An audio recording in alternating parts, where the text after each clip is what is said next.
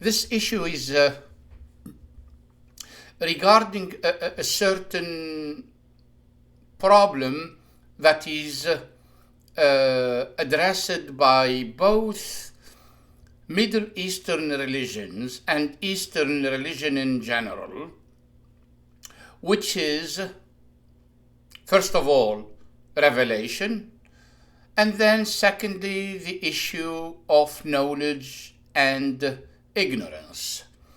And they are addressed in a different way. So, if we take it from the Middle Eastern approach, we are talking about revelation. If we talk about other religion, we talk about oracles. Oracles were not an exact or specific message from God. It's basically a seer or somebody who will interpret something related to God, or that God said, or the gods actually said. For Middle Eastern religions, the approach is different. We don't have oracles. For Judaism, Christianity, and Islam, we don't have oracles. We have direct messages from God. Now let's start with the first one, which is Judaism. So, Yahweh, it looks like he had a problem with his memory.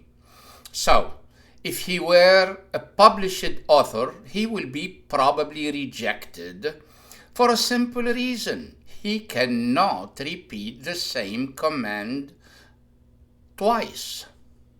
The 10 commandments that were sent to Moses were rephrased 3 times.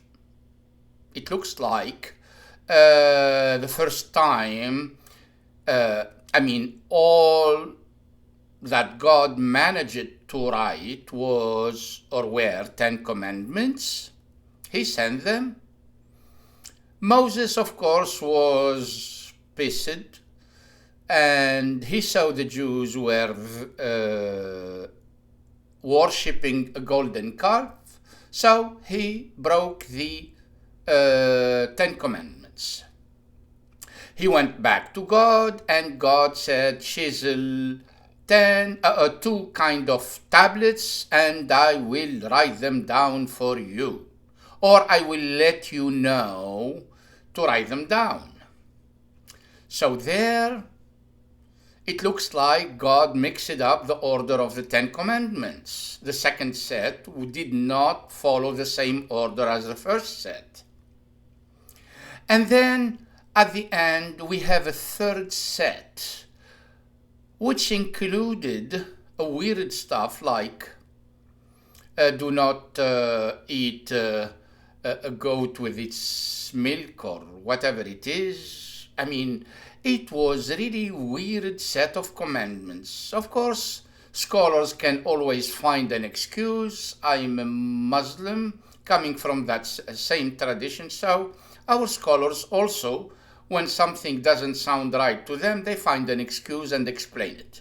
And then they did. So we have 3 sets of 10 commandments. First and second are the same, but different order, and the third one had some new stuff. Either God has some issues of memory, or the people who wrote those commandments could not put them together. Right, and they added 2 kind of items that weren't in the first 2 sets.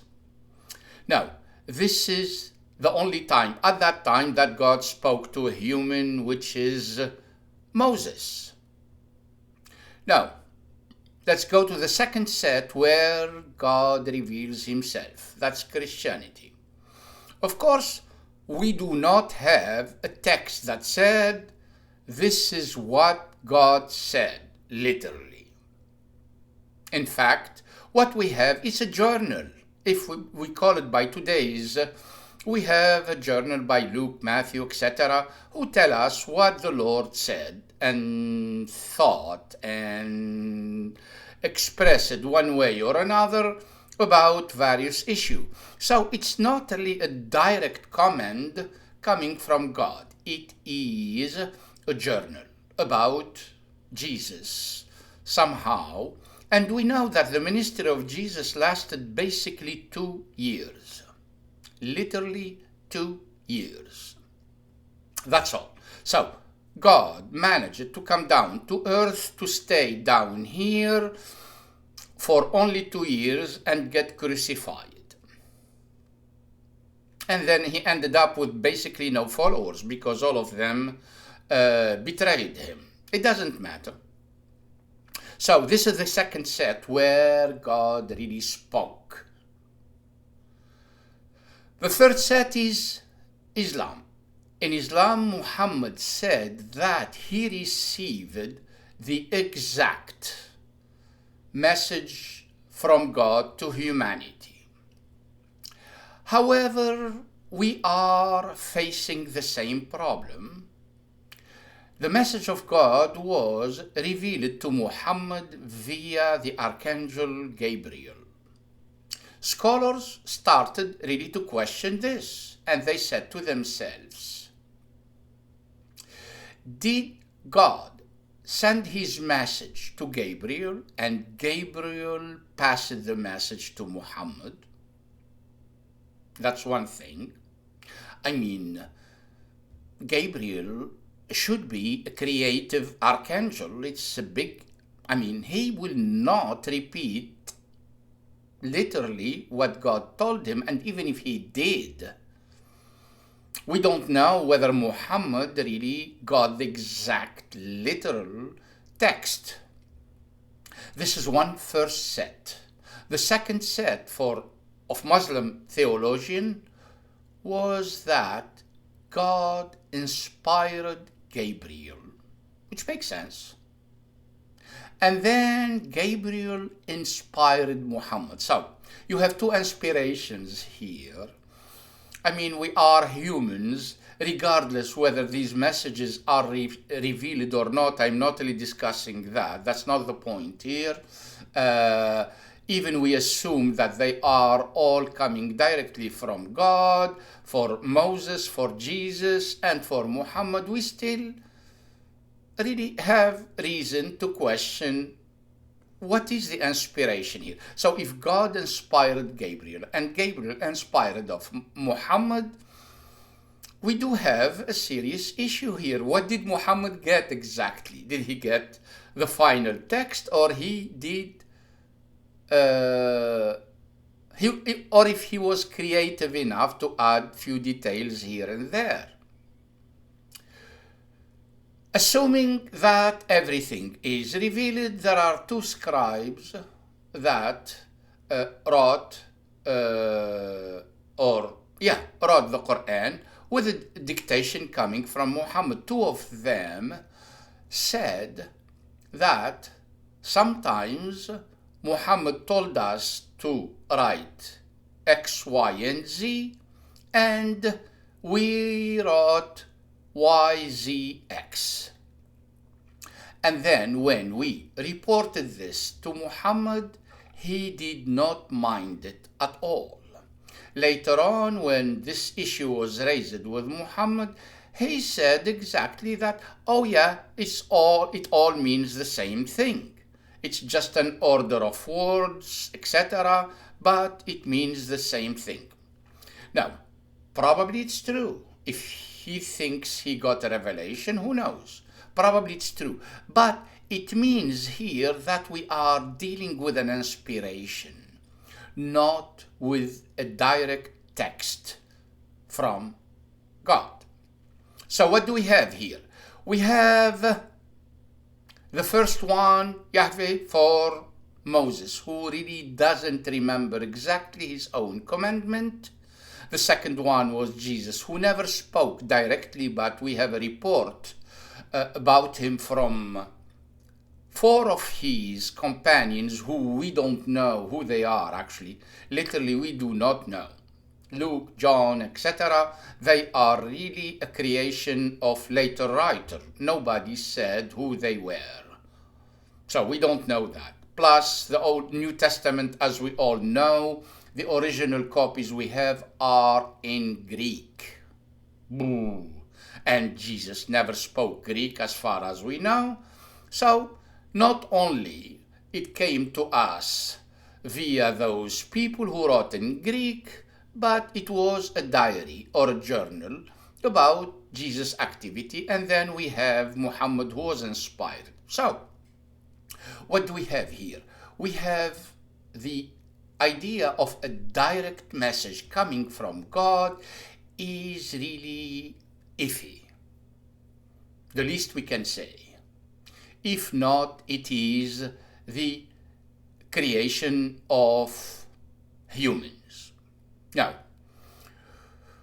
this video is actually about Sufis.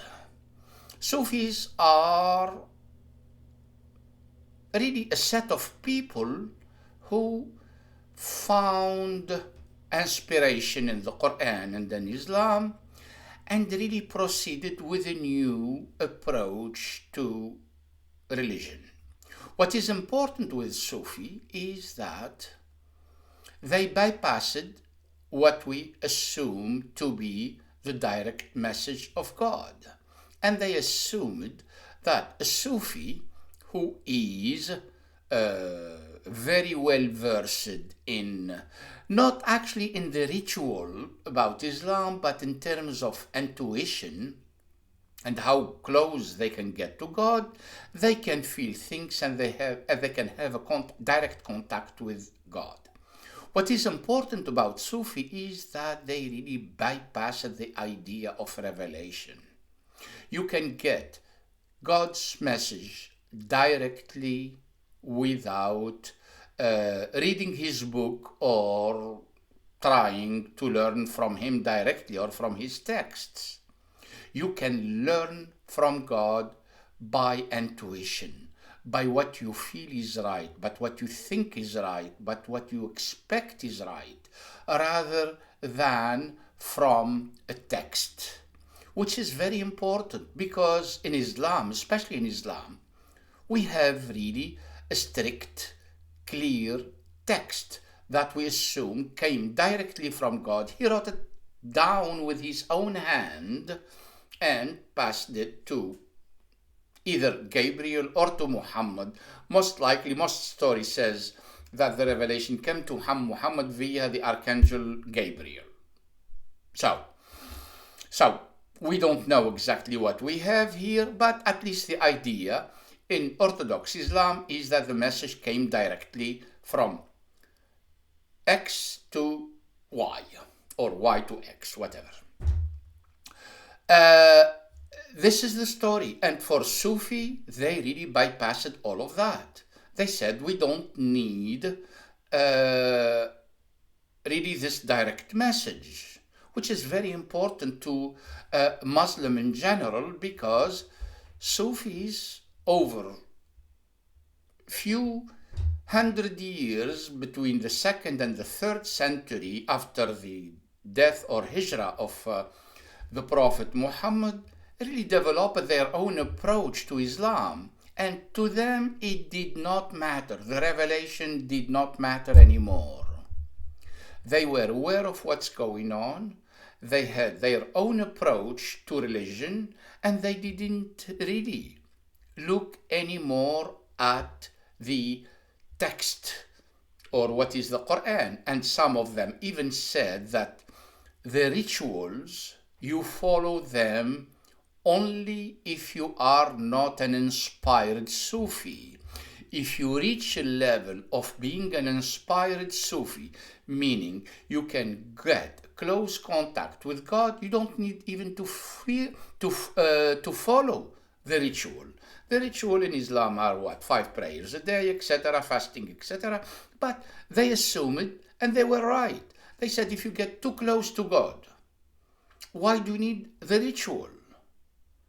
I mean, the ritual are supposed to get us closer to God. But you feel somehow as a Sufi that you are already close, so you don't need to follow any ritual.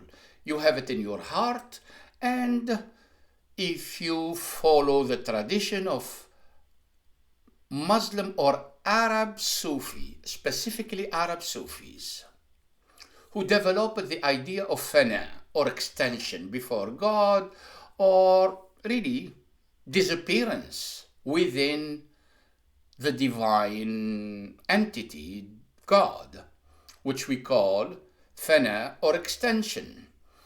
The extension means that you are already in God. You really got too close, so close that there is, first stage, there is no difference between you and God.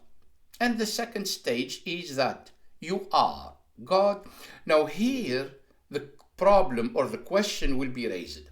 When you get too close to God and you become God, who exactly disappear? Does God disappear or you disappear? We have very different approach to this. We have Al-Hallaj.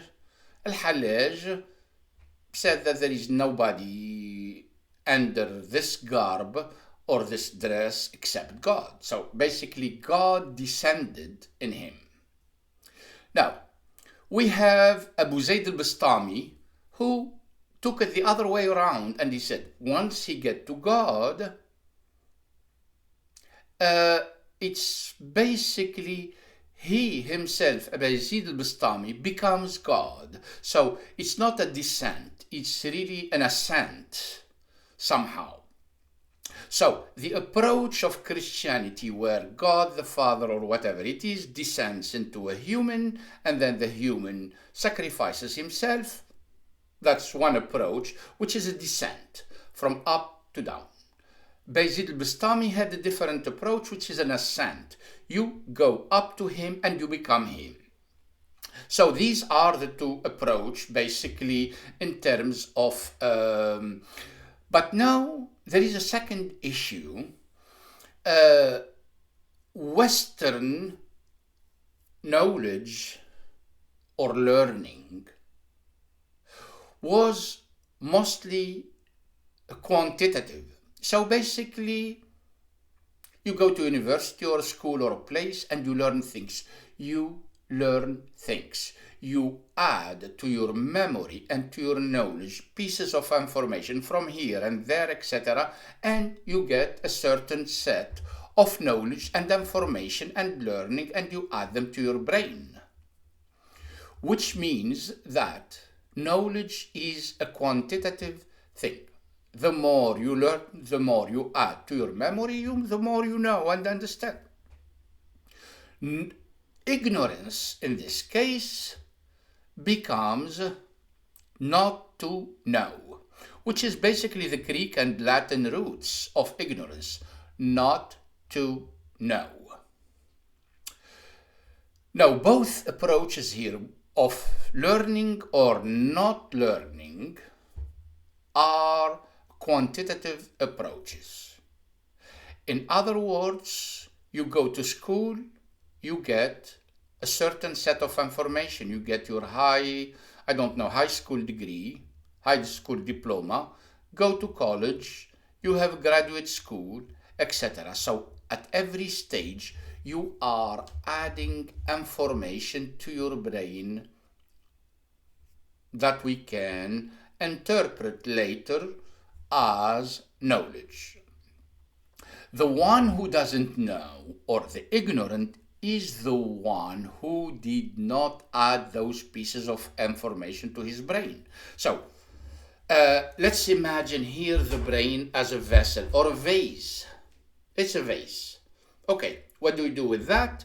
You put pieces of information in it. The more you put information in the vase that is the brain, the more you know. Your knowledge depends on how much you put in your brain. Your ignorance also depends on the lack of information in your brain. So, if we start, let's say, with a kid. The kid doesn't know anything, he is ignorant. Over time, over years, we add pieces of information into his brain, and then he learns. So here the approach will be basically a quantitative approach.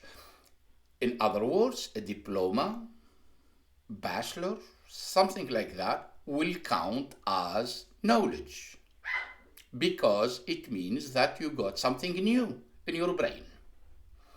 An ignorant person is the one who did not put some information in his brain. So, an ignorant person is a person who stayed at somehow the clean slate. When he was born, he didn't know anything, and he stayed like that. So, it's simple. No, religion itself is trying to tell us that God is gonna send us message to show us the right path.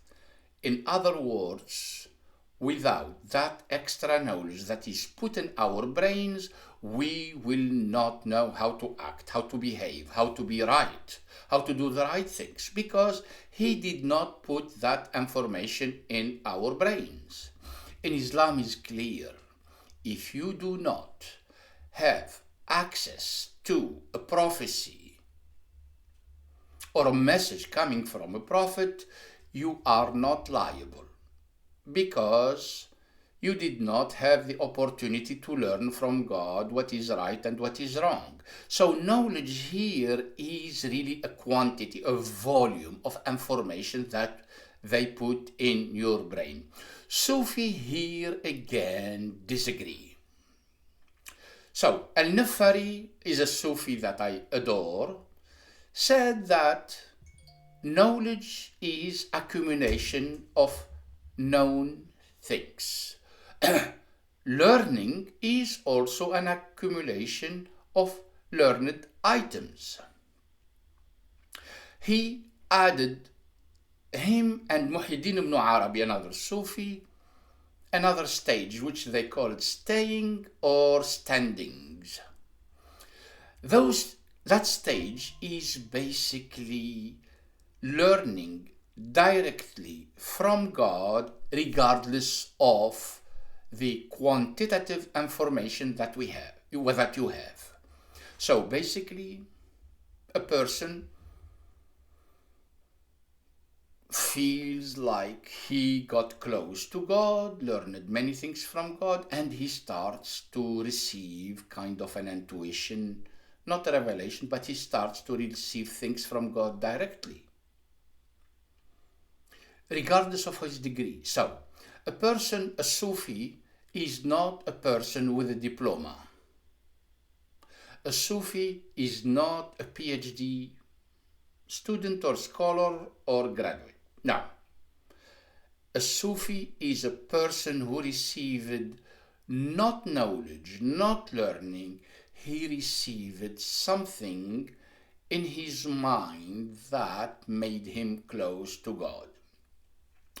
Regardless whether God exists or not, whether you, me, or anybody else believe whether God exists or not, it's really irrelevant. What is relevant is the sense that knowing is not quantitative. Knowing is not holding a book and reading from that book what God or X or Y or Z said. Knowledge is what you feel. So there is a transfer here of the movement of knowledge. Knowledge moved in the past from a teacher to a student. Even in the Greek kind of way, there is a pedestal, there is a teacher, he will be a little bit higher up than the students, he will teach them, and they will be down there listening to him and absorbing knowledge. Same for schools, actually. The teacher quite often have a standing or another higher level, which is not really important because some schools don't have that, but still the idea is that knowledge is flowing from the teacher to the students. It's a transfer of information from the teacher to the student. Same thing for God. It's a transfer of knowledge or whatever it is from God to humans. For Sufis, there is no transfer. Sufis believe that you reach a point where you stand up straight and look at God straight in his eyes and listen to him, and he will keep telling you, do this, do that, do this, do that. Al-Nafari, who probably was, I don't know, mentally stable or not, I really don't know, but he has this book of staying where he thinks he talked to God directly. Now again, the importance is not whether this makes sense or not, whether he talked to God or not. We really don't know. Probably today they took him to, I don't know, a hospital, or they treat him. But the important thing is that the knowledge doesn't flow up to down or in that vertical direction. No.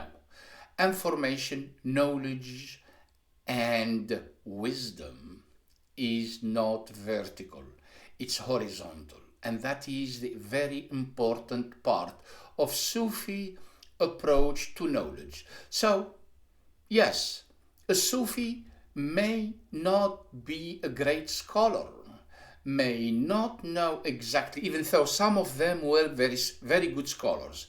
Bayezid al-Bastami, Muhyiddin al-Arabi. If you know about him, Muhyiddin al-Arabi is a great scholar, but yet, when he talks about knowledge of God, etc., he doesn't talk about the knowledge that we are familiar with, which is the vertical knowledge. He talks about the horizontal knowledge, meaning he stands up, he talks to God or whatever it is.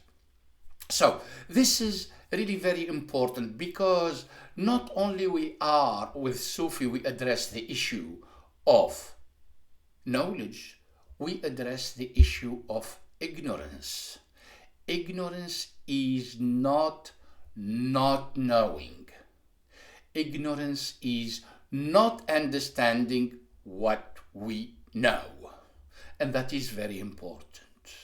Because for a Sufi, as I said, you may be a scholar, but you don't understand what's there. Or you don't understand what is the story about somehow. Sufi developed from a tradition also that is extremely important in early Islam, which is called al-Batiniya, the hidden things. So, the hidden thing, people thought that the message of God, there is an appearing message that we all receive, and then after that there is something else behind it. Sufi developed this idea of the veil. There is a veil. I mean, we do not understand exactly the veil until we get to Baudrillard. Baudrillard, a French philosopher, I think he died in 2014 or something like that, but he really developed an approach that is very close to what we call the veil in Sufi approach. And Al-Nafari talks a lot about the veil. Everything is a veil. Everything is veiled. At some point, you wonder if the veil is covering something or it's the end game, which is a very good question. When you think that, hey, you go to somewhere and you think, okay, there is a veil here. No, the assumption usually is that the veil is covering something behind it. But we need to think about something here. Imagine or suppose there is nothing behind the veil. No, what you will have in mind is that the veil becomes the real meaning of everything, not what is behind it, because there is nothing. There was never anything behind the veil. Thank you, guys. I hope you understand what I try to explain. Thank you.